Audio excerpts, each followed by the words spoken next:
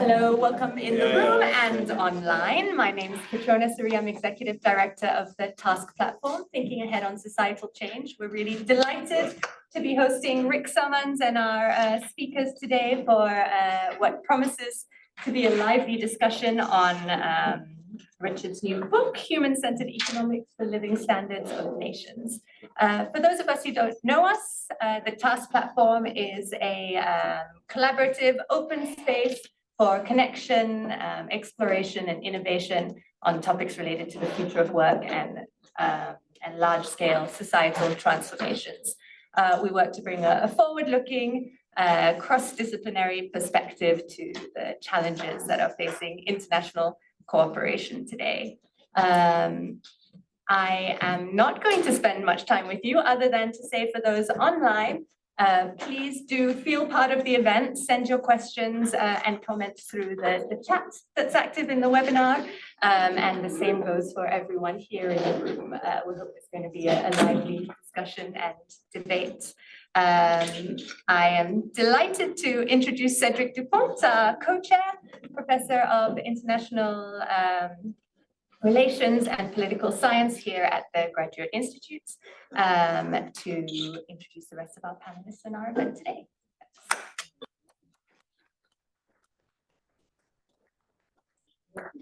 So thank you for all being here. I'm sure the book has a very interesting, attractive title, and we'll enjoy the discussion.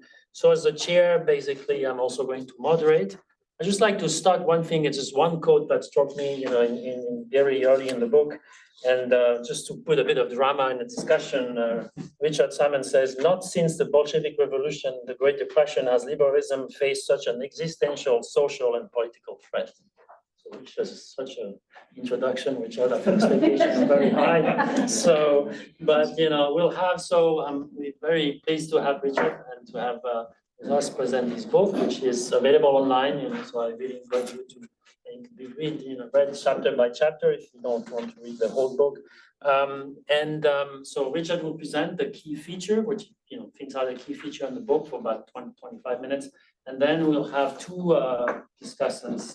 One from the academic world, my colleague Professor SungMin on my left, who is actually a political economist and working on people specialized in labor investment in a country like China and South Korea, and then someone from the practice or freshly retired from at least the practice, former Ambassador Didier Chambovey, ambassador for Switzerland to the WTO, and I'm sure we will engage a discussion between ILO and WTO, which was always interesting in Geneva.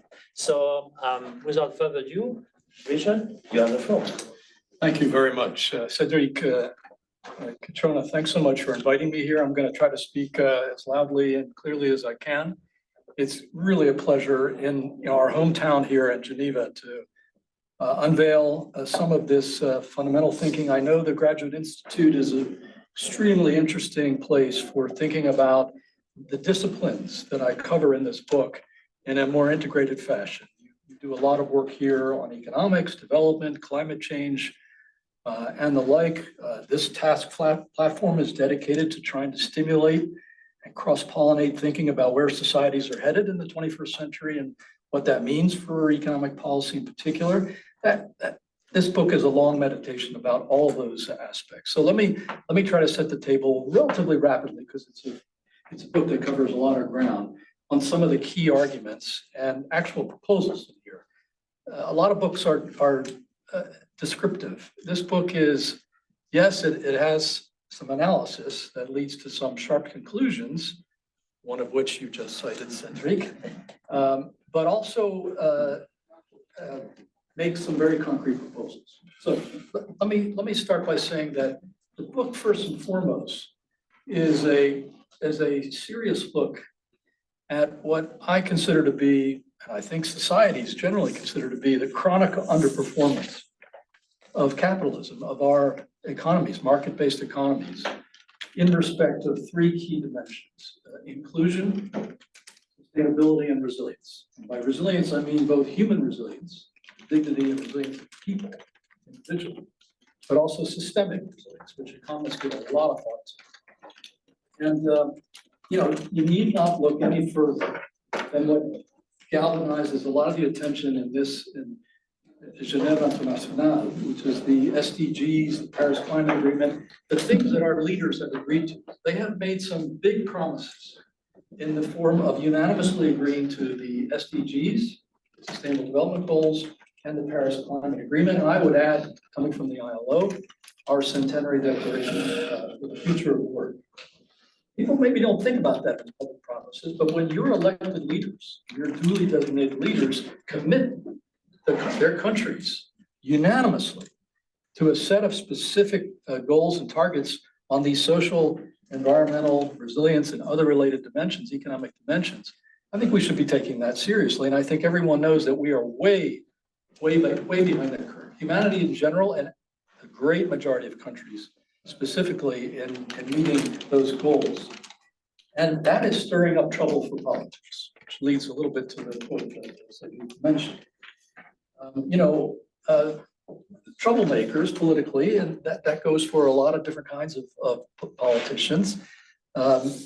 They have been stirring up trouble in part on the basis of already the centrifugal forces that are polarizing economically our societies and socially, and making hay out of that politically, sometimes by appealing to immigration, identity, other types of additional divisive forces. It brings to mind for me, this is not a quote in the book, but it's one of my favorite all time, a quote from that famous political philosopher, Groucho Marx, that politics is the art of looking for trouble, finding it everywhere, diagnosing it incorrectly, and applying all the wrong remedies. And indeed, as Karl Polanyi, when he was assessing the ingredients that led up to the cataclysm in the 1930s, he was arguing that basically politicians were exploiting underlying divisions and mistakes that were made on the economic side and other sides as well. So let me stipulate, yes, it's not all doom and gloom. There has and there continues to be some progress. But let's be candid about this, the level of progress on the SDGs, the Paris Climate Agreement and the like. Mainly what we've been seeing is analysis, some of it very, very useful and impressive. Aspirational goal setting, that's what those things are that I just mentioned. They're political goals. Better measurement, there's been a lot of beyond GDP work that's gone on, and lots of individual initiative and action. And that's to the good, but we need to be honest with ourselves here, that does not sum to anywhere near the scale and speed of action on inclusion, sustainability, and resilience that's required by politics or physics. So in physics, I'm talking about the climate. So, it's often in these debates that people say, well, the solutions are out there, but it's a matter of political will. There's a deficit in political will. But I'm sorry, that's too easy an explanation. That's a bit of a cop-out in my view. It's kind of like waiting for Godot. You're kind of waiting for this mythical organic will to appear among leaders or in the body politic and the like. And that in turn brings to mind another of my favorite quotes, and this one is attributed to John Maynard Keynes, the great macroeconomist. I would argue the greatest, certainly in the last 100 years. Practical men who believe themselves to be quite exempt from any intellectual influence are usually the slaves of some defunct economist. Madmen in authority who hear voices in the air are distilling their frenzy from some academic scribbler of a few years back. That's from his general theory of 1936, which I go into in some depth in the book. And by that, he meant that policymakers often fall prey, or maybe I should say periodically fall prey, to path dependency.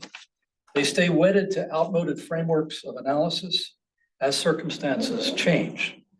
And he was a specialist in puncturing these outmoded frameworks of analysis. First, he became to fame, this is super parenthetically and quickly, in his critique of the Treaty of Versailles, in arguing that people were thinking too much old story about extracting huge reparations and without thinking about the knock-on consequences of that. He also did something similar on monetary policy, which I don't have time to go into.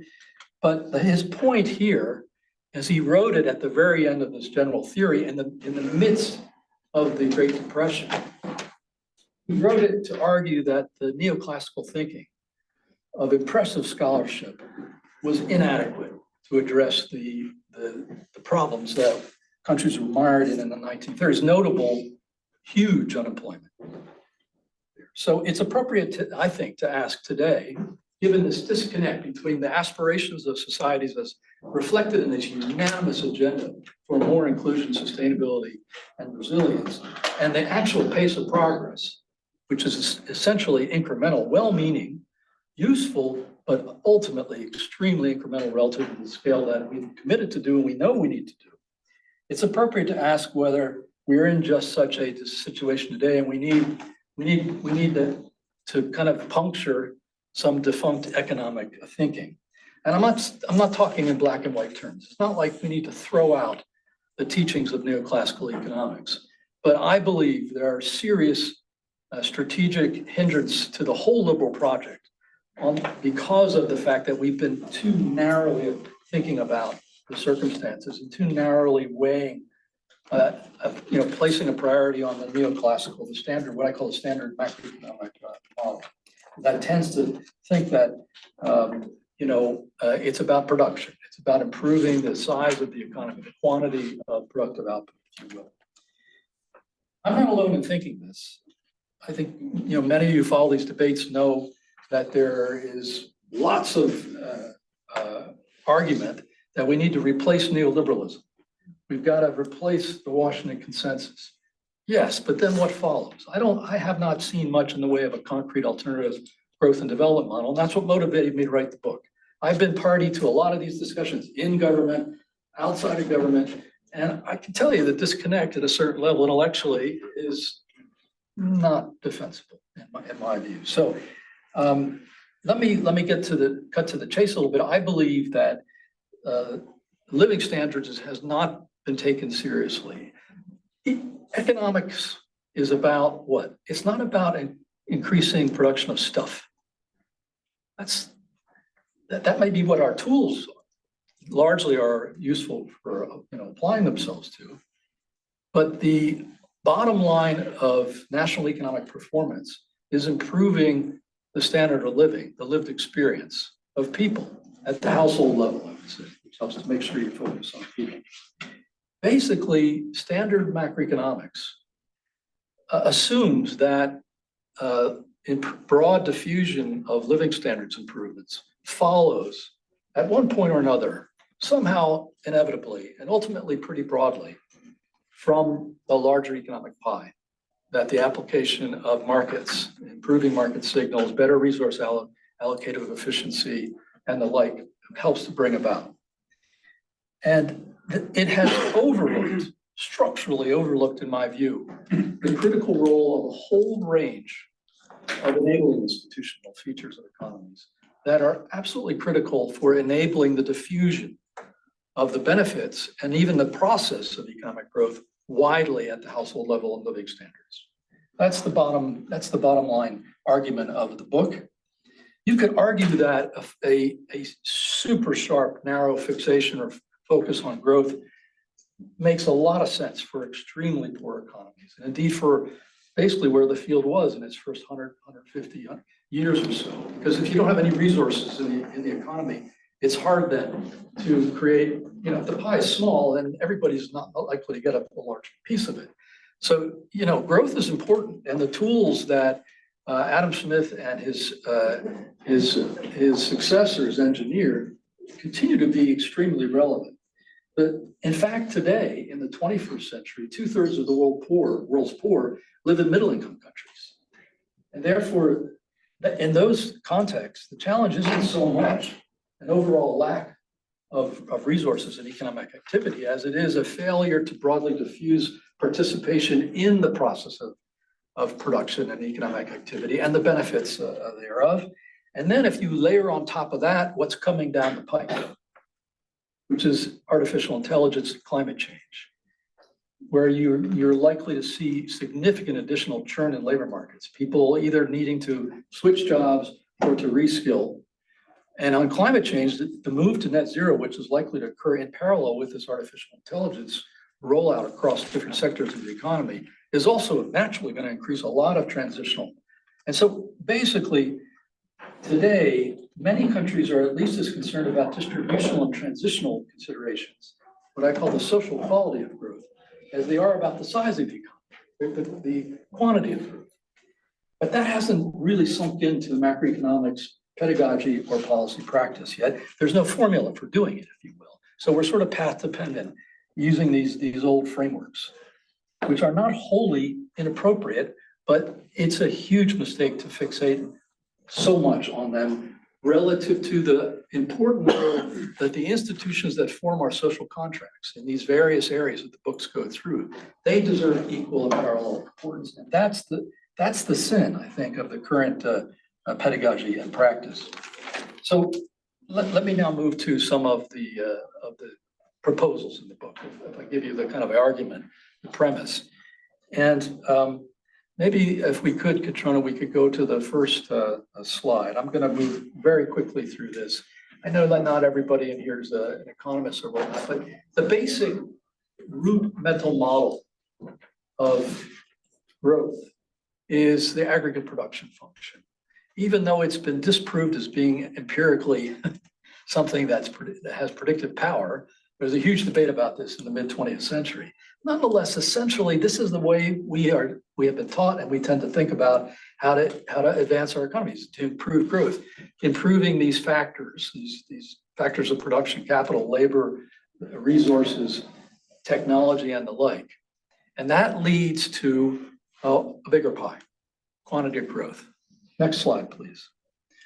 What I argue is missing in our standard model, which is basically built solely on that notion of how you increase the quantity of growth, the production function, is a sense of the institutions and how they affect the diffusion and participation broadly among people in society. You can't see it very well, at least I can't from across the room, but what I've done is I've decomposed household living standards into 5 dimensions. And they are, no, go back. And they are employment opportunity and entrepreneurial opportunity, number 1, disposable income, I, secondly, N is the availability and affordability of material necessities. Your living standards is very much related, particularly if you're middle or lower income, as to how much it costs or whether you can get simple material necessities. And then the 4th factor is economic security, which is principally social protection, but not only social protection systems. And then the last is environmental security. And then I map in the book, and I'm not going to go over it here, what I think will, for most people, be familiar list, but people never put it together in one framework of the areas of public policy, economic policy, that very much have a direct bearing on how strong these factors of distribution, I call it, are in an economy. This is a representation in practical terms of the social contract in economics. And that's never been done before. I'm not suggesting it's the nirvana solution here, but I'm arguing that people talk about the social contract. We talk about social justice in the ILO quite a bit. People exhort each other to have a more inclusive and sustainable growth model. But what's it for? It's to improve living standards. Well, if we agree to that, then you got to get serious. You got to have a structured view about what are living standards at the household level, what affects them, what can policy do? And it's these areas of policy incentives, strength of institutions, mainly public, but not all, but also private in some cases, and administrative capacity. Next slide, please. And it's the combination of the two that gets you to the bottom line measure of national economic performance in the eyes of people, their lived experience. And that is aggregate social welfare.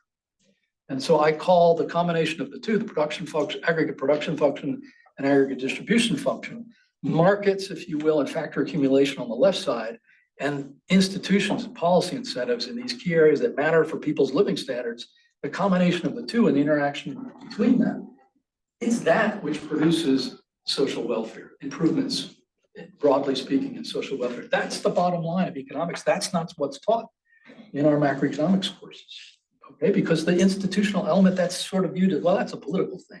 That comes out on the wash at some point. No, if we're going to be serious about hardwiring this into our policy, you need to hardwire it into the thinking, the pedagogy, and the like. And so that's what this construct is an attempt to do.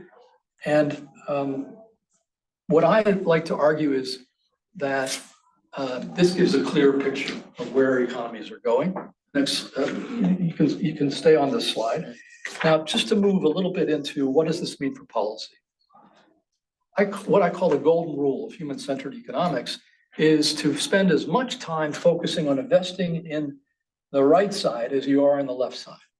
The distribution function as the production function, and plumbing the possibilities of synergy between the two. And there are enormous synergies between the two. If you take measures that improve labor force participation by removing discrimination against women and other vulnerable groups, you enlarge the growth potential of the economy. If you invest much more in their skills and you make their transitions between jobs quicker and more seamless, and you support their incomes in the meantime, you're basically improving labor productivity. You're improving aggregate purchasing, the purchasing power in the economy. If you take measures that directly reduce the cost of material necessities, things that people depend on, housing, food, and the like, you expand their disposable income, you increase aggregate demand. What do all those things do? They increase consumer confidence, they increase investor confidence that there's more aggregate demand out there. And that in turn increases growth. It feeds back positively into the left side, into the quantity of growth.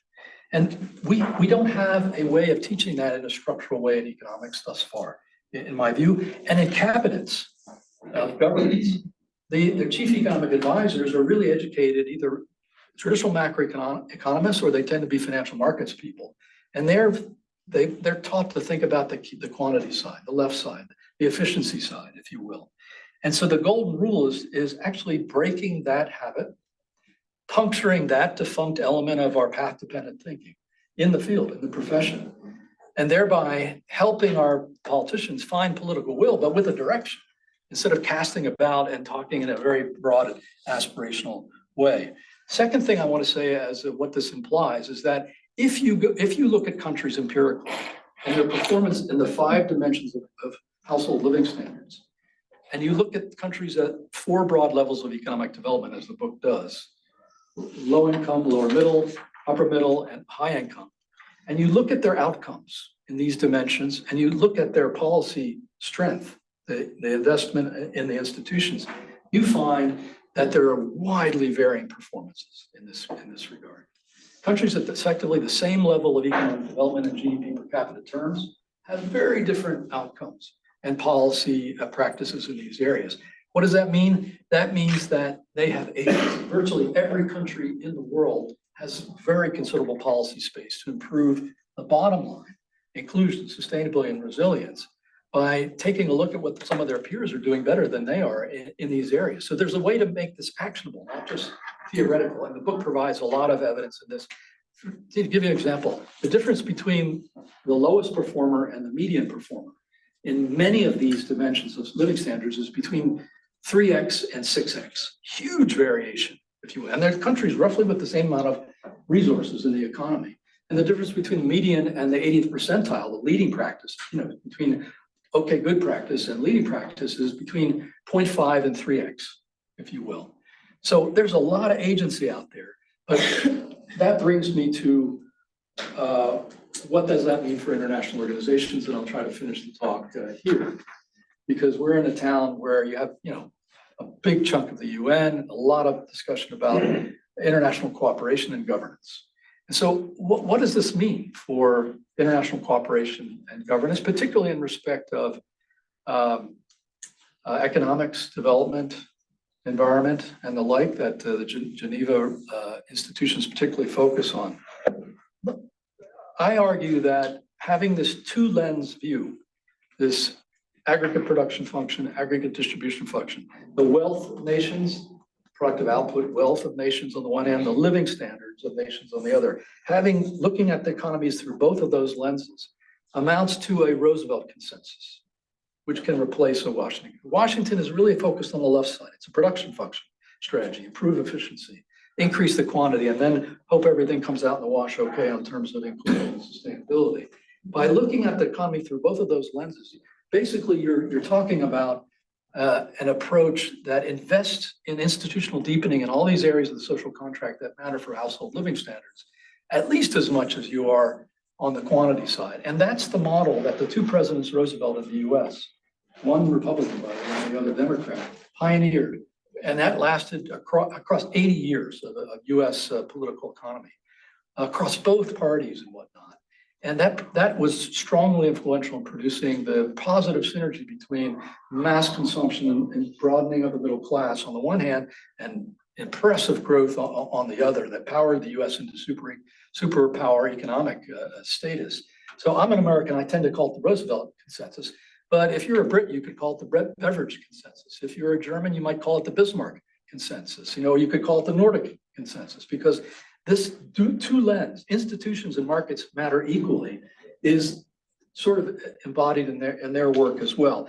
The IFIs, the international financial institutions, the trade institutions, the WTO, their masters who sit in the G20 process, and I'm the ILO's representative to the G20 process. They don't think in these terms. And so the agendas of those institutions are very much a production function strategy. And so if you take this as the mental model of growth and development, all of a sudden you begin to reevaluate their priorities and what they should be doing and how they should be leveraging and applying their capabilities, their capital, and their advice. And so the book goes through, and next slide, please, some very specific proposals. I'm not going to, in terms of the macroeconomic analysis that the IMF and the bank apply. And I don't have time to go into that. I could go into it in questions, although it gets fairly arcane if you want to. But I want to focus on here to close the talk is on the financial side, because this is what particularly captures the imagination, I think, of people who are worried about the SDGs and they're worried about climate change. At the end of the day, we have a financing problem, and it's been estimated in various ways. But I have, in the book, in chapter 6, you will see that I have done a thought experiment, but it isn't an abstract or academic thought experiment. I've spent a fair amount of the years myself working on development and climate finance. And I can tell you, by looking into their balance sheets and by looking into the work of central bankers and some of the world's best experts on MDB reform, multilateral development bank reform, that there is the capital in these institutions to supply a $2 trillion over 7-year increase in external resource flows to over 100 low and middle income developing countries. And as part of that, next slide, and this is the last slide, Cédric, as part of that, because there's both an IMF part of it and then there's a multilateral development part of it, we have the capacity as well to take out about half of coal power generation by having a strategic intervention in the market, because the bottom up it's not happening. And this is the tip of the spear. If you really want to tackle climate change and get on the curve to well below 2 degrees, let alone 1.5, you got to remove coal in the next 10 to 15 years, is what the IPCC is telling us.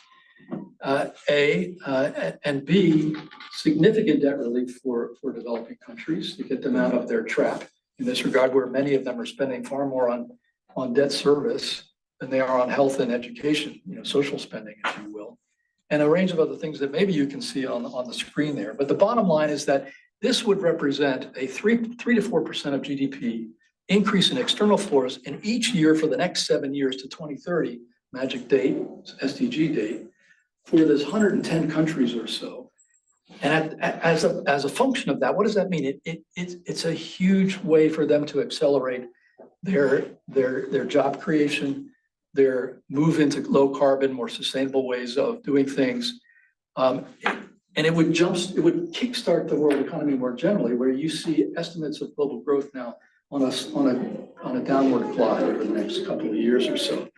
So that money is there, unutilized, if you will, without jeopardizing the AAA status of the MDBs, without violating any of the financial probity or resourcing of the world's global financial safety net, which is the IMF. It's there. What the problem is there's a lack of imagination, if you will, and a lack of a policy model. I'll close with this thought. There's been a lot of discussion that we need a new Bretton Woods conference to make more coherent the economic, social, and environmental dimensions of international cooperation and governance, and to reorient them toward the imperative of climate change and the SDGs. Well, the reason that not much has happened in that regard is because there hasn't been a different growth and development model, a different mental model, if you will, upon which to build a revised institutional edifice. And part of the reason I wrote this book is that I thought you got to get deeper than that. And what's very interesting is that the classical economists, Adam Smith, John Stuart Mill, and Alfred Marshall, who was the father, more than anybody else, I would argue, of neoclassical, they viewed the economy through these two lenses. None of them, I think, would have expected that the field of macroeconomics would have developed in as narrow a fashion as possible. I go through in chapter 3 of the book in detail in their original work, showing how much they emphasize public institutions and policy incentives in each of these areas of living standards that I'm talking about here. So in a way, the future of international cooperation and governance needs to go back and take a look at the first principles of liberal political economy. Thank you very much.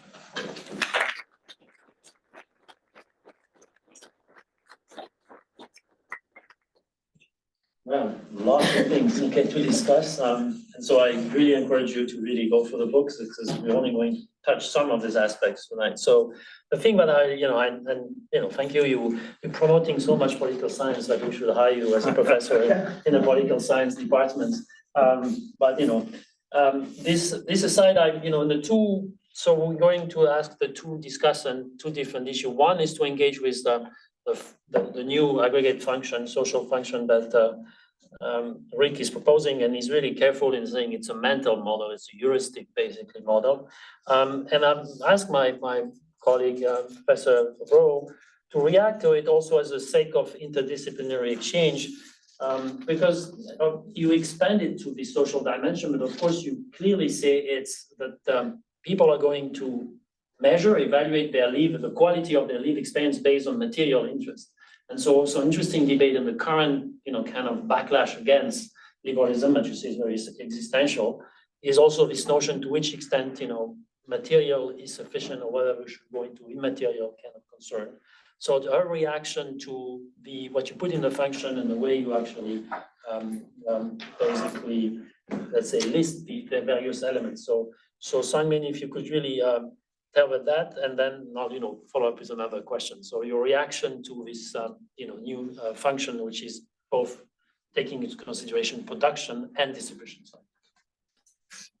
Okay, thank you. First of all, thank you so much for the opportunity to read the book. It was really interesting, and I really welcome the new take on challenging some of the typical and conventional concepts of growth and development in economics, and including important elements such as inclusion, resilience, and sustainability. I think that they are very important ideas.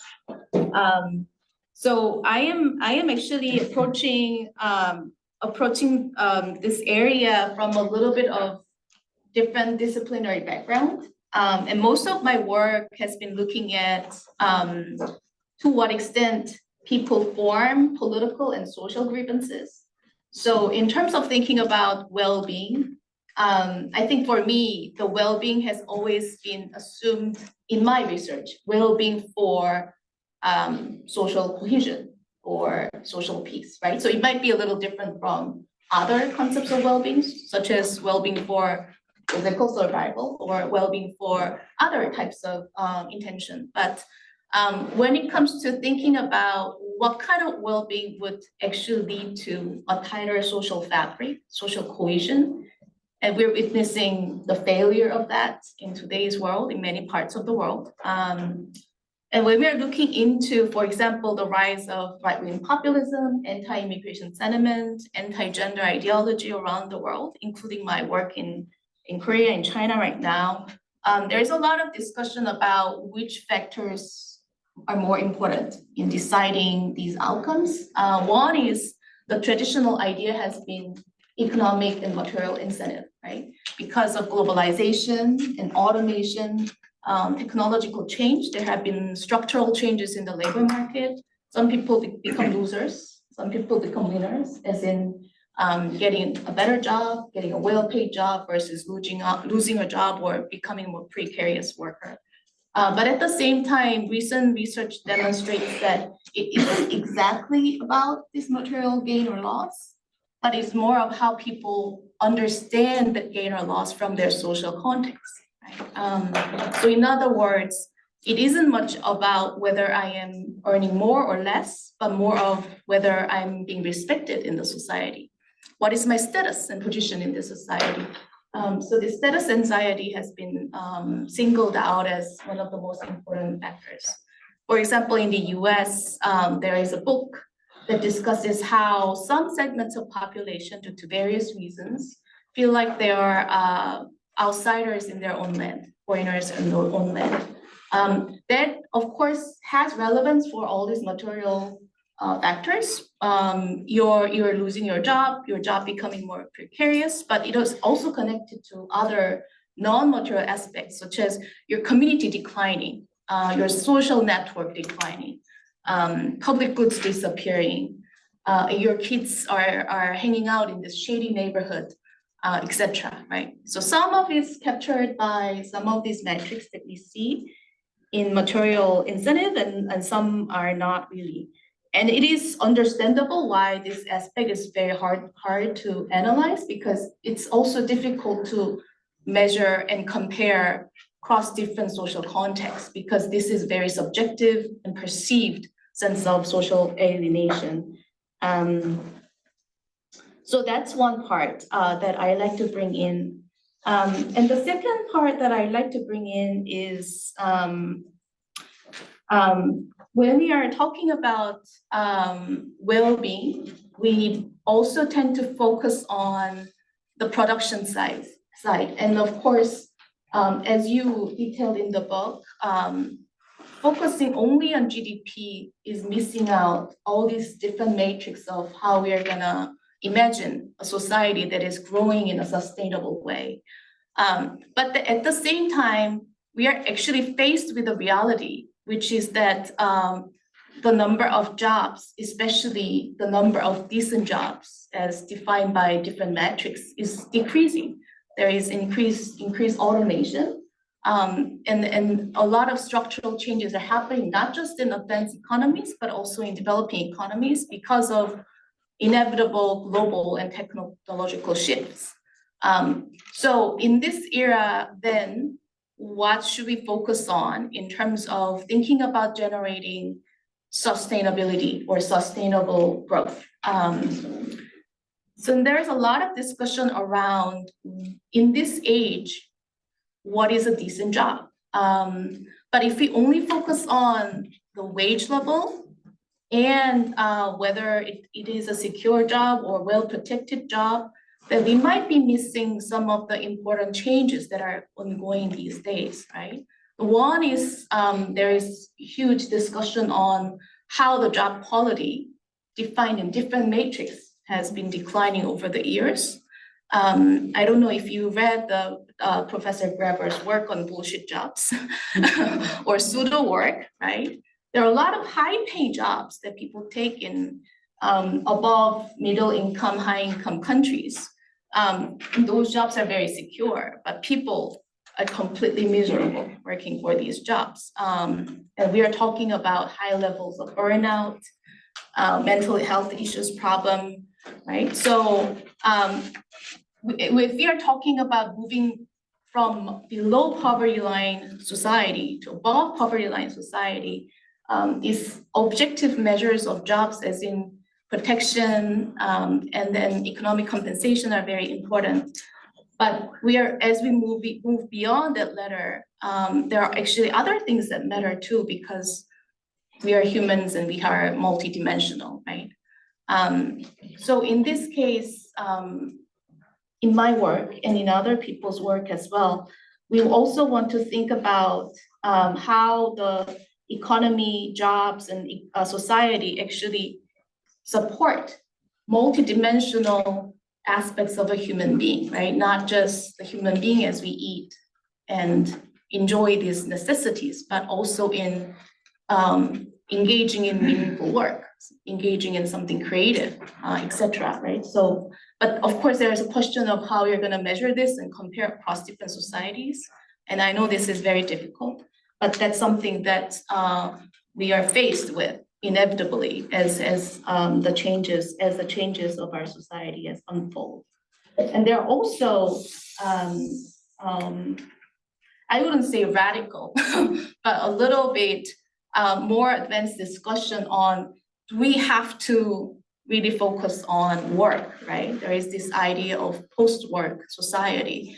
And because if many of the jobs and tasks we are doing are gonna be gone as a result of technological changes, then one way is to generate different kinds of jobs, trying to support a society in a sustainable way. But another way is also to re-examine our obsession and the kind of the pressure that is caused by this neoliberal ideology, like obsession with productivity as an individual, leading to burnout, working on something for long hours, but working on what they themselves feel like a completely useless task, right?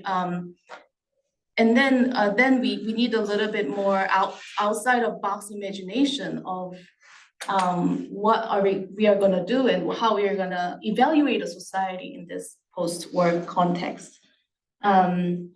And I think that is also related to my final point. I don't wanna go into details, which is very important, which is the economy of care. Right? In most measures of whether the economy is strong, sustainable, growing or not, really focuses on the productive sector, the paid sector, right? But a lot of societies are aging rapidly, and therefore the care sector is one of the highest growing sector in the world right now. And some of the care sector is in paid sector, but as we all know in this room, a lot of the care is done in unpaid sector. So a lot of people end up voluntarily or involuntarily spending much of their time caring for others, whether it's for children, for themselves, or for the elderly, right? So their care isn't gaining much more importance recently. But at the same time, there isn't much discussion around how you're gonna evaluate well-being from the perspective of care, right? I mean, I like this quote from the economist Nancy Albright, that if you put your mother in a nursing room, you increase GDP, right? So whatever is captured in the paid sector is only considered in this discussion because that appears in our statistics, right? But whatever is hidden from those statistics, actually it's an important indicator and aspect of a well-being, or societal well-being, and all the more important as a society approaches this aging structure and framework. So the final point that I'd like to raise is also how to bring out this hidden aspect of economy into our discussion as we are talking about the new social contract. Thank you, SungMin. Okay, so I'm sure Rick would like to react, but given that the time is limited, I'll ask Didier and then we'll have time to react before we turn to a general Q&A. So then I now turn to Didier Chambovey, because of course then there is, so if you're interested in, many of the points that were, raised by SungMin more directly to the book, it's really chapter 4. And if you're on the pages, particularly page 114 and following, where you could really think of the different elements in the aggregating the social function that Richard mentioned a few minutes ago. Now, if I turn to Didier Chambovey, I think my reading of the book is that basically, Rick, one of the reasons of the failure or the, let's say, lack of sufficient quick progress for meeting the aspirational goal or the declaration is relying on a kind of 3 legs. The first thing you say that there's been a missing core logic for action. Then there's been a lack of imagination and the lack of leadership. If I'm correct, summarizing. And so basically you provide answers to the first 2, which is the core logic, and then imagination with your solution. And then the leadership, to some extent, we plug and pray. I'm just maybe exaggerating, but we come up to that.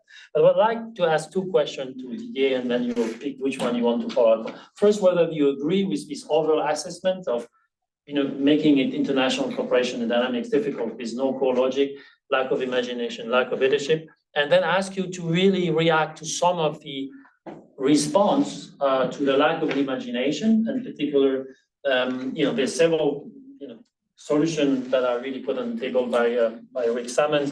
One is to this kind of increased effort to work together between organizations, which of course those of you who are in Geneva, it sounds kind of intuitive, but one specific is the Joint Office of Multilateral Country Analysis and Consultation, which is IFI, OECD and ILO, but also then together with WTO and UNCTAD, we produce an assessment of global development every 2 years. And then more specifically in WTO ILO Trade and Development Work Program. And then also this notion of climate clubs, where you actually try to really kind of work on climate by having somehow some of the major producers of emitter of carbon to really kind of work together and set the example. So Didier, I know you have only 10 minutes, but you pick the one that you'd like to focus upon and hear your view on that. Thank you very much, Cédric, and thank you, Richard. Very inspiring, thinking out of the box. It is what we need in the sorry state of affairs of international cooperation. Because we are really in a predicament. It's extraordinarily difficult to do our job, to find agreement, to reach consensus. We've seen this at the last session of the WTO Ministerial Conference. So now I thank you because at this juncture we need new ideas and we need to test new ideas, clearly. What you are proposing is extraordinarily ambitious, and you're aware of this because you've been in this business and you know how difficult it is in international negotiation, change the paradigm, because what you're proposing is a paradigm change. And this is the lack of core logic, basically. I mean, we need to have a new paradigm. We certainly, I believe, do not have yet a consensus on the new paradigm. And every time when you flag a new idea in multilateral negotiations, it takes time, unfortunately, to convince people. The problem is that we do not have time. There are so many issues that are absolutely urgent, climate change, for instance, and also all the issues that you mentioned regarding the social contract. But clearly, there is a need, a paradigm change, and I agree with you. A lack of imagination, I'm not sure about this. I've seen many ideas popping up, many ideas being discussed. And unfortunately, some of them, the most interesting, to me at least, have not been successful. But there is a lot of thinking going on. What we need is really to capture the thinking and to try to get a kind of center of gravity around some ideas. In particular, if we want to change paradigm, and I will get back to this when we talk about climate clubs, because I like this idea, and I tell you why. The lack of leadership is really a big issue. It's probably the biggest issue, because Bretton Woods would not have come about without the US leadership. The GATT would not have come about without US leadership, and all this international cooperation. Clearly, the US leadership does not suffice. Clearly, we do not have any US leadership any longer. That's a big pity, but there's something that we are lacking, sorely lacking. And now we really at least start with a core of US, EU, China. If we want to start something, it's quite difficult to reach an agreement among the three of them in many ways and in many areas, unfortunately. So I do not want to be downbeat here, but nevertheless, it's good that we discuss this. It's good that we flag ideas, and in particular, we might focus on some very practical issues. One of your proposals, this joint office of multilateral country analysis consultation, it would be, I mean, you have all those organizations working with macroeconomics, basically. And they're all issuing recommendations, clearly. The OECD is issuing recommendations, the IMF is issuing recommendations based on the analysis. If we manage to change the paradigm and to agree on a common approach, maybe in the end, it would be good to join forces and expertise to draft those country analysis and recommendations. But the prerequisite is really an agreement on the paradigm change. And we have to start there. But I think that if we have an agreement on the paradigm change, then we may perhaps move things at a practical level, in particular, all those country reports that are being issued with recommendation. A recommendation would be focused clearly on the right side of the equation. This is the social contract one. We'll see. But now let me perhaps pick up one thing that I like, the idea of a climate club, and you mentioned CBAM. CBAM is very controversial. You know what CBAM is? It is a carbon border adjustment, carbon adjustment border measure by the border adjustment measure by the EU. The EU is now introducing unilaterally, you know, and that is provoking a huge debate internationally. Because you have a number of countries, and I would say, I mean, I've seen the discussion within the WTO. Most members are dead against, are complaining. And nevertheless, CBAM is something you can defend from a rational and logical perspective. And if you really want to have an efficient system of capping emission, and if you want to compensate the sectors in your economy, which will have to do the biggest effort when they're facing international competition, there should be some adjustment at the border.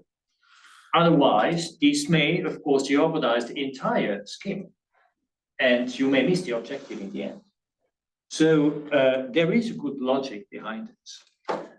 The problem is that the EU and the EFTA states, Switzerland as well, Switzerland is applying the same emission scheme as the EU. So we have equivalency. Switzerland does not apply CBAM, will not. So far, we have, I mean, decision has been made to observe what is going on and not to apply CBAM because CBAM is not fully in force. They have introduced the CBAM on a trial basis, I would say, in October last year. But really the compensation, the real compensation for importing gray emission, you know, will only start in 2026. So this may take some time, and during this time, there's going to be a lot of discussion at an international level. And there are three issues here. First, carbon content. There is no agreement on how to measure the carbon content of a product. And I think it would be good if within a climate club, we could find an agreement on this. That's where we have to start. Then CBAM has another issue, is the administrative burden, in particular for developing countries, small companies from developing countries which are exporting to the EU. And there is a lot of paperwork and they do not understand this. And this has to be addressed. We certainly have to help those companies, those small and medium-sized companies from developing countries to be able to comply with the regulation. And the third issue, the most important one, is equivalency. This is really within the club that you have to define this. We know that in the US, carbon capping is out of question. A carbon tax is out of question for political reasons. It's impossible. That's the reason why we have this misnomer called the Inflation Reduction Act, where you have a huge program to foster clean tech. That's the way the US is going about this. Is there any equivalency here? Yes or no?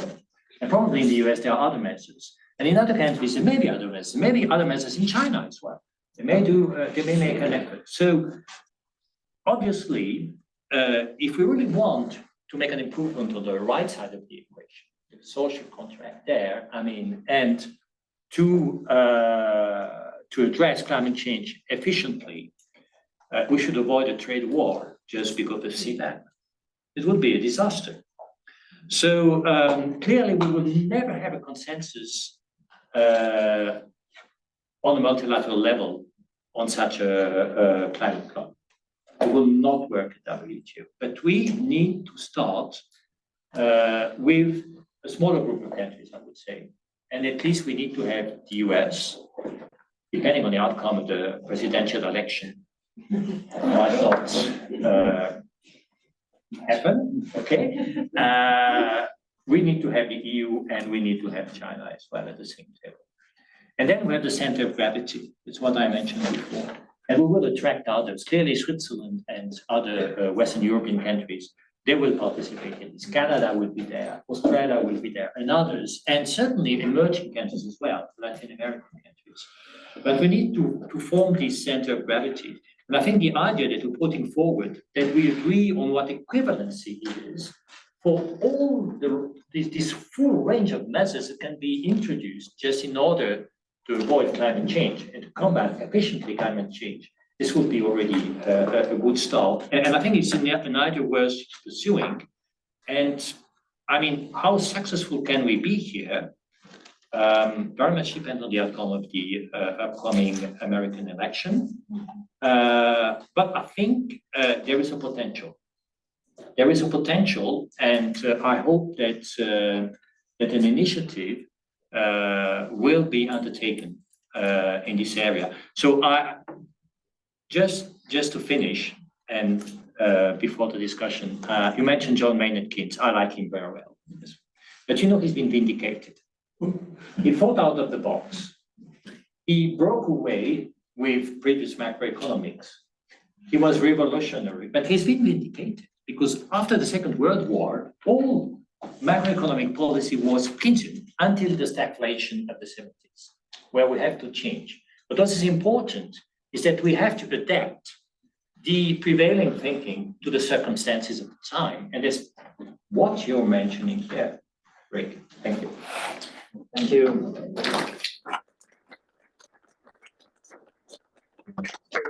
Before we open up. Just a few quick things. Many thanks to Professor Rowe and Ambassador Chambovey. Particularly a pleasure to be with you again. Just, you know, fully agree with your point that well-being is something of quite a wide range. And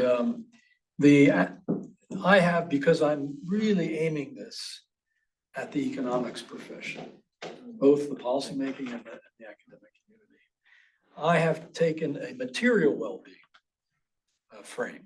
I realize that there are many other dimensions that are important, but if we're going to change, because the holy grail of the environmental movement for decades has been systematically internalizing environmental externalities into economic decision-making. Well, so you need to get into the economics way of thinking, their assumptions, their frameworks, and so that's what's driven my choice of material well-being here. But I stipulate, you know, that you're right. There are other dimensions. I will say, however, that in that aggregate distribution function, if you go into chapter 5, which goes through the different dimensions, as you would imagine, coming from the ILO, there are many aspects of institutional and policy strength that I go into that affect the quality of work. And even on the opportunity side, it's not just employment opportunity, it's also entrepreneurial opportunity. That opens up a range of things about agency of people to determine what they think is valuable. And I make a big point, like everybody these days does, about how GDP, and that GDP just measures what's measured at market prices, right? It doesn't, so completely agree with your points, but hopefully helping you to understand why I've circumscribed the proposals and analysis in the way that I have done. Now, Cedric, you and Didier, let me first come to the leadership question. Okay, it's a good poke there, and you know, let me say something that's implicit in the book, but not explicit, and that is that two things really. One is that I feel that part of the absence of leadership has been the absence of a different mental model. You know, I've served politicians, and I know that they're looking for solutions, but only to apply them when the political circumstances are propitious, when they're right. And so part of the job of an analyst or a policy advisor is to prepare the ground and be ready, to anticipate where things may move politically and be ready with a well thought out set of proposals that can do something. And so part of preparing the ecosystem of leadership is understanding that dynamic between politicians and policy. It's a rare politician who is so deep in the substance and has the political power by virtue of their position that they can do both, that they can drive it. One example of that is Gordon Brown. During the great financial crisis, this is a finance minister who knew as well as his advisors the intricacies of financial regulation and macroeconomic policy. And we were lucky he chaired the G20 at that time. It was the high watermark of the G20. I won't go into any, whatever else you think about Gordon Brown, he had that interesting combination. My point in laying these things out is not to say that by themselves they're going to create the leadership. It's rather to say the community, the economic community, we need to get ahead of the curve here and be ready, because I do believe myself that the big stimulus, the thing that's going to create the leadership, are exogenous events in economics terms. What I mean by that is I think on the climate side, at some point, there will be some sort of event. I don't know if it's heat or natural disaster or something, some big chunk of Antarctica falling off, that it's going to change the whole political debate in the world. And at that point, all of a sudden, the window of what's feasible will shift. And I believe very strongly that what I have proposed here, particularly by way of what I've proposed on the IMF SDR reformulation front, is the most feasible political way to generate rapidly the funds that are needed for a strategic intervention on the things that would really matter in this next 10 to 15 years to shift the curve. So that's the spirit. And I have some other things in the book too, that basically our job is to sort of like, let's crack some of this intellectually and kick the tires on it in terms of policy, so that when things happen, we can adjust. And let me bring this now to your point on the big trade issue that's looming, which is CBAM, carbon border adjustment. And I believe that if the Europeans go ahead with implementing this, that's going to kick up such a political fuss in the world, particularly on the part of developing countries, but also with other countries who have, as you said, have very different systems here, that it's going to create a demand among governments to find a more rational solution here. And that's why I've put this notion out. I actually published it in about 5 or 6 years ago in Foreign Policy magazine.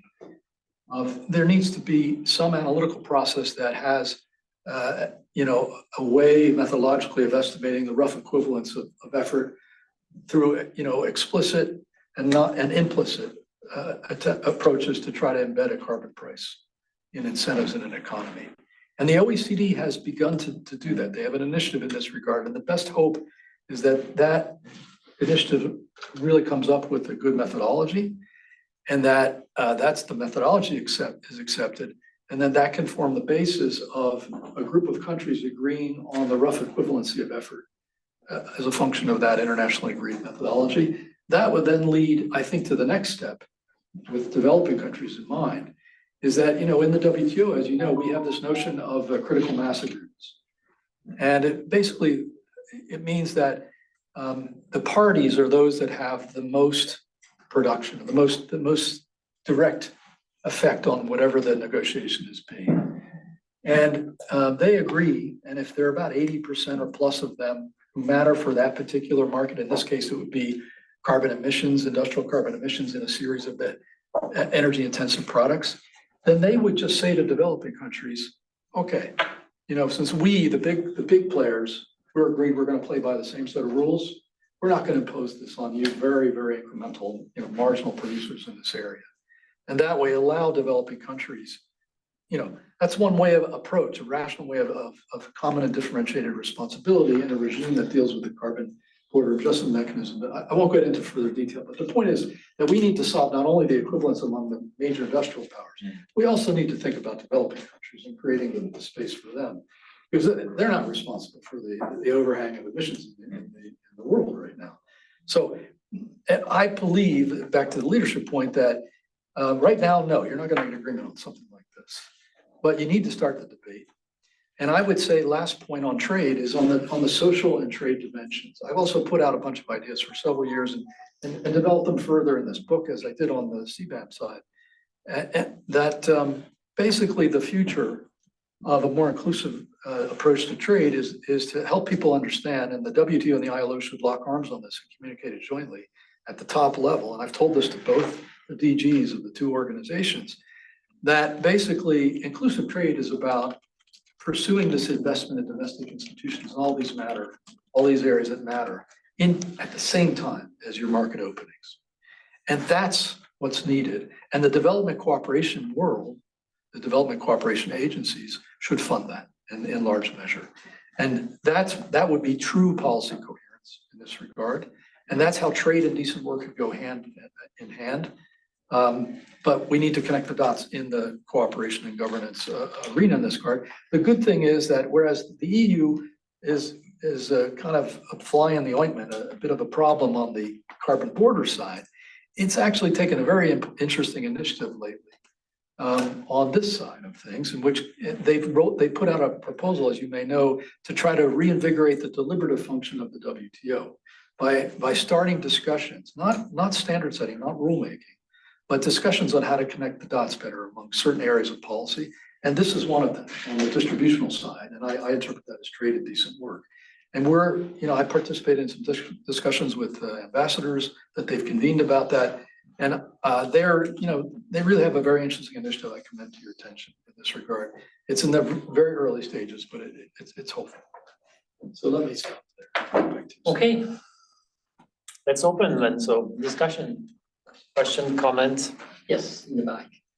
My name is Alea Mine. I run the One Goal Initiative for Governance. I have emailed you both, actually. I don't know if you've received the email saying that I should actually be talking with you on your side. I appreciate what you bring. We've talked already at the ILO, and I appreciate that this is bringing an opportunity to basically raise the valuation of economies. That will be my question to you. Did I get that right? So that would allow for more funding to go into there. That would be my question, but allow me to briefly present what I propose is a measurement of the risks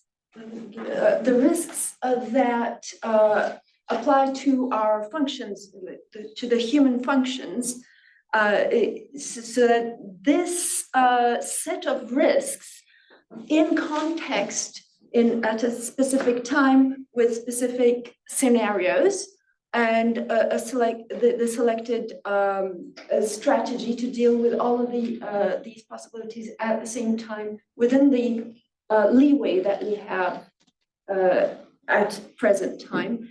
That is what I propose in this, and that would be maybe an addition to what you have here. And I will talk to some people at the ILO soon about this, and I hope we can collaborate. Thank you. We'll collect a few and then yes. Yes. Go. Thank you very much. Today I feel like being in my own water because I joined the ILO in 2001 when you were not still there. And the first thing I was told that the ILO was created after the Bolshevik Revolution because the European countries were scared and they wanted to propose an alternative decision-making framework where government workers and employers can come in and through the means of social dialogue will come to decisions which will just ensure human development. But I am speaking today I have difficulties in presenting my different roles because I have a tiny NGO that's Geneva Consensus Foundation. So I need to challenge what alternative consensus we can propose.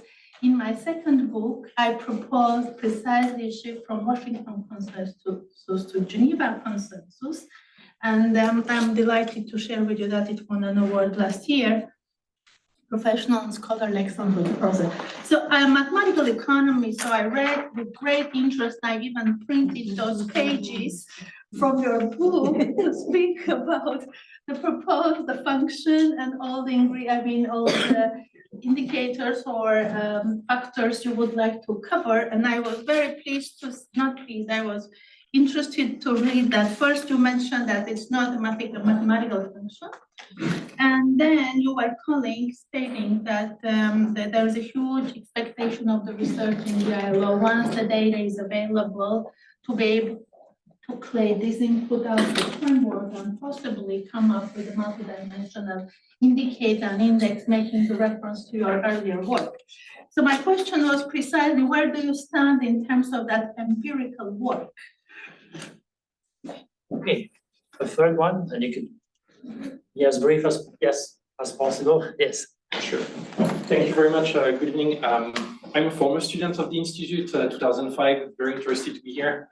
You gave me the opportunity to link up to what you say. I work for a development agency, the Swiss Development Agency, on policy coherence specifically. So when you mentioned the challenges, I relate to that very much.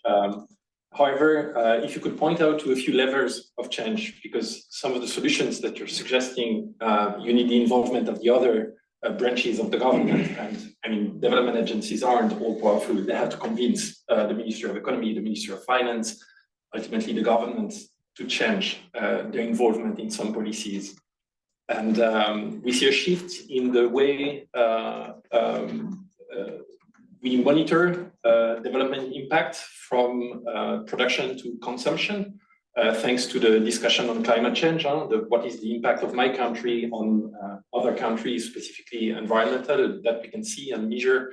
However, the distribution aspect related to social policies is something that is hard to bring at the level where you can balance sovereignty, sustainability, but also resilience, as you say. So if you could point out a few arguments I could use against my colleagues. Okay, Richard, you address this first three and then we'll collect more. Okay, yeah, I know that my colleagues are going to engage with you. I think the first speaker, first questioner in the back going forward about your work, which is good. And the person I recommended is somebody who's interested in complexity and other approaches, biological systems and other, what that can teach us. And so I think that'll be a first step, is a conversation with you in that area. I think the next two, I think I'm going to link them. Where is the empirical work going? And how do you engage other, different parts of the government? So yeah, the book has been out for about 2 months or so now, and I'm going to, be a bit of an evangelist, apostle. Trying to speak to different parts of the community. Japan later this week, Brazil next week. At the same time, doing the rest of my job. But what's been interesting, and this might be relevant for Geneva International, is that the UN system, after I presented this stuff to them, they have an economist network across all the agencies. And they have asked me to chair a working group on that to try to have the UN, because they're quite frustrated with the slow pace of mainstream economics movement in this area, to galvanize a research and thought process, including empirical research in this area. And so we're in the ILO thinking about combining what we're thinking about doing with, under the mantle of the UN system generally, at the request of the ASG in New York, who's responsible for economics in the UN. And part of what I have in mind, and this comes to the empirical question, is that in order to capture the attention of the cabinet, right, of the different key agencies, line agencies, not just the development cooperation people, you need to get into that alternative mental model and area of focus. What are you focusing on? And so I put in the book a series of what I call reference ranges. I referred to them a little bit earlier without calling them that, on maybe 20, 25 different parameters of fiscal reference ranges and decent work reference ranges, where you have comparable data across countries. And that's where I was referring to that huge variation in performance among countries at basically the same level of economic development, the same level of resources. And that's a way to make actionable, to show to people that, hey, it's not just arm waving, moral arguments.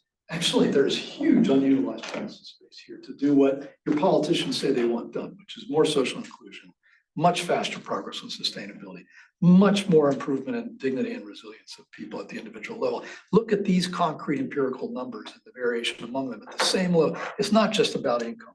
That's one. The second thing is that yes, GDP, we're still, that's the readily available metric.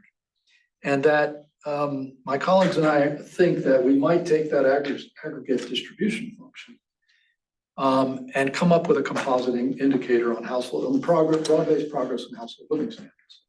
That practical manifestation of the social contract in key areas of you can have outcome and income, right? Approaches at that metric. And so if cabinets and maybe what they say, what gets measured gets managed, right? I'm not a big fan of measurement-oriented discussions. That's kind of why I wrote the book. I'm very frustrated with all the the beyond GDP is good, but it's only good as far as it goes. But it's certainly true, to get at your point, that if there were a second number that talked about what I call the bottom line of economic performance, which is the state of progress and the lived experience of people, there are 5 dimensions of household living standards, to juxtapose with that GDP and say, look, you need to manage both of them. That's my golden rule. That would help, and that's an empirical exercise. And so we're probably going to begin some work on that more integrative component of the empirical work to complement the more disaggregated reference ranges, the key areas in this regard. And maybe the last thing on this is that I think there's an opportunity for maybe Geneva, the Graduate Institute, maybe Geneva International, since many of the agencies are here, that as we try to build up a head of steam on the UN's desire to have better research, better connection inside the system and outside with other places. They're calling it human-centered economics and sustainable development working group for the time being. That there could be some good convening and other research opportunities here in Geneva. Absolutely. Maybe with you guys. Surely. Okay, 2 questions. Yeah. Oh, Jose, I didn't see you. So yes, and then please, one of you, whatever. Yes. Yeah, I'm Lucy Lopez. I'm from Globe Ethics. Our vision is about ethical leadership. So you were talking about a leadership gap deficit through higher education and policy engagement, global policy engagement. And it's been fascinating listening to you and to the responders. And there are so many questions. But what I'm hearing from you mostly is that we can do it all. We can do it all. We have all the means at our disposal that people can live a happy and satisfying life and to meet all the needs of nations and all the rest of it. I have questions about disruptors like conflict, armed conflict, the economics around that, the destabilization around conflict, also health, education in the mix in terms of the bottom line. Also, I lost my thought now, but yeah, I'll leave it at that. I think that's these are already things that are good to think about. Thank you. Thank you, Carlos Lopez, from the International Commission of Jurists. I'm also a graduate from the Institute. I come from a different background, come from the international law, actually, international relations, and I work heavily on the rule of law and human rights. I was concerned about the intersection between international trade and international rights, social rights particularly. So my question is, you made a lot of emphasis on the question of institutions as a key component of any solution to the sharing of wealth. Now the question is that first we are witnessing a situation in which democratic institutions, rule of law based institutions are say they are being dismantled all over the world, and elected elections are not free, not transparent, they rampant corruption, organized crime, freedoms are restricted everywhere, etc. So in that context, of course, will be unfair to ask you for a solution. We have lengthy discussions in the UN about how to solve the issue, but the question is that most of the system in the UN is at the defensive rather than non-defensive. Defending the little that rest remains. So, but give us a hint, perhaps, and maybe that's in your book, but we need a consensus on where to start. On this matter, institutions, democratic institutions, that are transparent and participative. Thanks. Yes, thank you very much. My name is Richard Samans. I am a former external collaborator. Yes, I will raise a question, but I will share concisely about the GDP. Yes, it's true that ILO as a UN agency dealing with GDP, but we know that ILO dedicated 1 century to control and to reduce child labor. 1 century later, nowadays, ILO target is to ban GDP. We should know also GDP could be reconsidered when we take into account the current Yes, when I was living inside ILO, at that time during the 90s, we were thinking about the century, what will make it better. But in that time, also ILO launched a green job, which was very interesting. And it used to be stopped by some actors, but reactivated years later. But what ILO did during the crisis, it is ILO backed job to preserve a job, natural crisis. But ILO didn't do anything during health crisis, during COVID, and which is linked with healthcare, it's public health, but health safety is the main mandate of ILO also. But I'm thinking also about the International Coalition of Health Workers, administrated by International Red Cross. But here is my question. How ILO nowadays can improve, how can really make it this international coalition for social justice after the true declaration. If also WTO, it is matter of the WTO, but it could be, do you think you make it better with those ministerial councils, various councils, G20, and this year it is organized in various cities, we were organized in the capital of the host members of G20, but the future of social justice. Yeah, okay. Pick up a couple of things. Yes, I mean, conflict is basically just negates any hope of doing any else, right?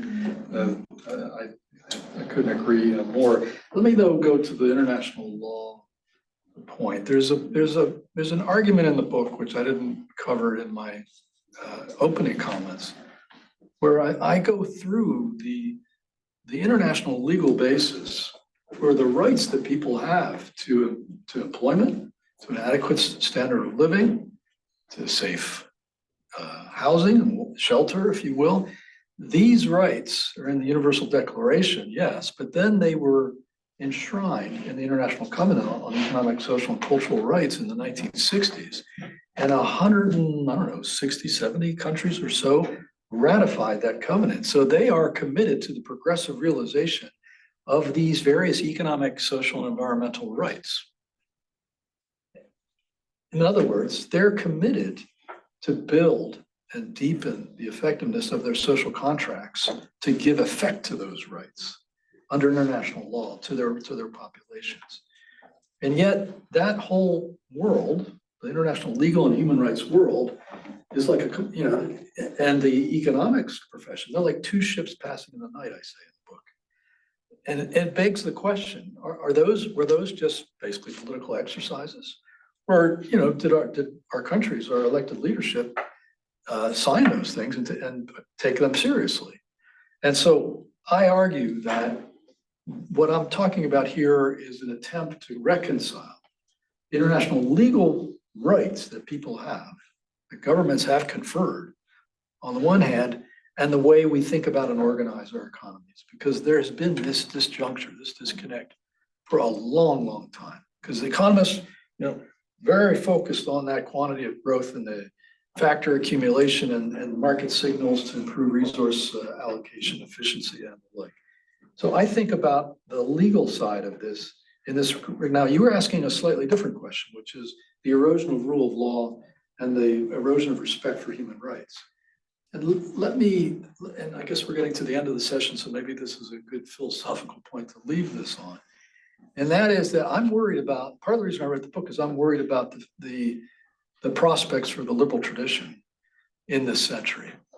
And I know liberalism sometimes can have a bad word, a name, but the rule of law, social tolerance, those individual human rights, human agency, those are precious. And we have a multilateral agreement on them among countries that have very different political philosophies. And the multilateral system, which sits on top of that, is a precious asset. If that dissolves because of a declining rule of law, I'm making this point because I got into this field as a kid. I thought to myself, okay, I'm interested in this field as a teenager, kind of like my son who's with us this evening, because I got the impression that economics has a very important influence on shaping politics. And I believe that part of what's eroding social cohesion, the rule of law, fanning the flames of intolerance and demagoguery, cheap demagoguery, low road populism, if you can put it that way, is our inattention to this social quality of growth in societies. And I believe one way to answer your question, important way, it's not maybe sufficient, but I believe it's necessary, of arresting the erosion of rights and respect for the rule of law and tolerance, is to realize that we've been seeing our economies through only one eye, and we haven't been building that institutional basis for the social contract as a core function of what that cabinet is looking at, in this regard. And if we do that better, you begin to create a virtuous circle economically, and it has positive spillover effects for social. There's plenty of evidence that as the pie grows and more people participate in it, they get more accommodating and philosophical about living next to people who are not share quite the same values. So that's my answer to you. I don't suggest it's the only solution, but I believe it's arguably the biggest missing one. And this is where I'll end the response, is that Karl Polanyi argued that this is what happened at the end of the 19th century and the early 20th century, is that the economy became dysregulated because it became disembedded from society. The neoclassical self-regulatory mindset, those tools very focused on looking at economic actors as kind of lightning processes of pain or pleasure, as opposed to thinking about social welfare in a much broader sense. That contributed to the underperformance of economies in social terms. And that fed the flames of our other kinds of circumstances that were creating all sorts of problems politically in the world.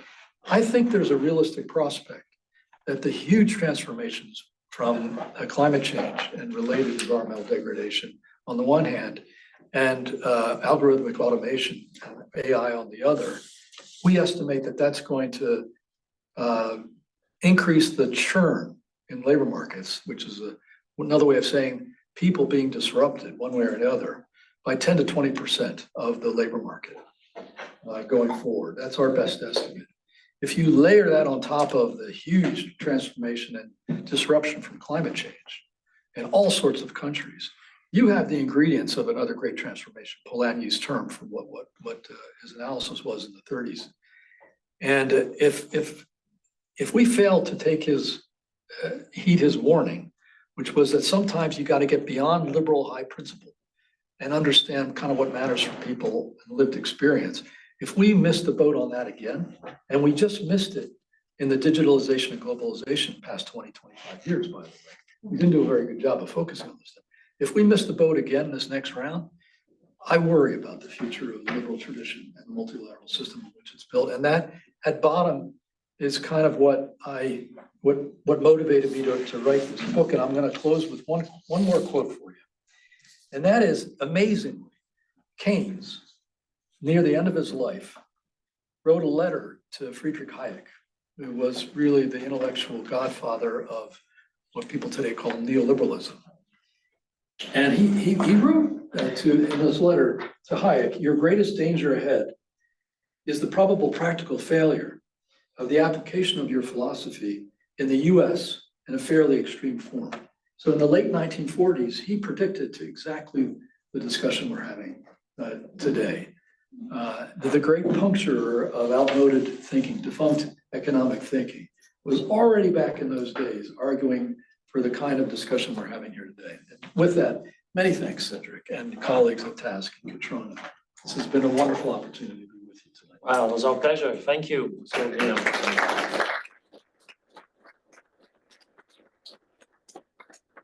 well, happy to go on and continue discussion around a glass, wine, or water if you prefer. Just outside of the room. Thank you again.